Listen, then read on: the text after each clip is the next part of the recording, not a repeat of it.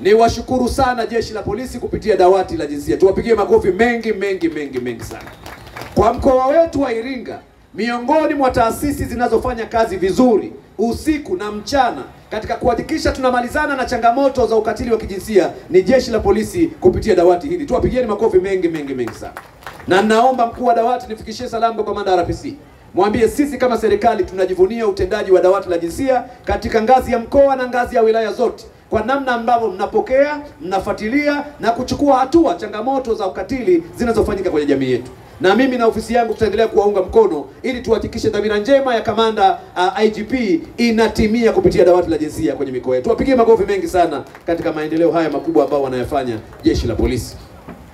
Lakini pia niwapongeze sana TAKUKURU kwa namna ambavyo kesi zote za ukatili na zingine ambazo zimekuwa zikiwasilishwa, uchunguzi wake umekuwa ukifanyika kwa wakati, mashauri yanafunguliwa mahakamani kwa wakati na haki inatendeka. Tuwapigie makofi mengi sana TAKUKURU. Tusiache kufanya hivyo. Malengo ya TAKUKURU, na hapa naomba mnisikilize vizuri, malengo ya TAKUKURU sio kuhangaika na rushwa ya pesa tu.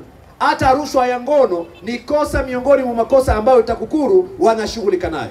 Kwa hapa mkoa wa Iringa tunajivunia sana namna ambavyo jeshi letu la polisi na TAKUKURU wanavyoshughulika na masuala yote ya ukatili pamoja na rushwa za ngono katika maeneo ya elimu na maeneo ya huduma.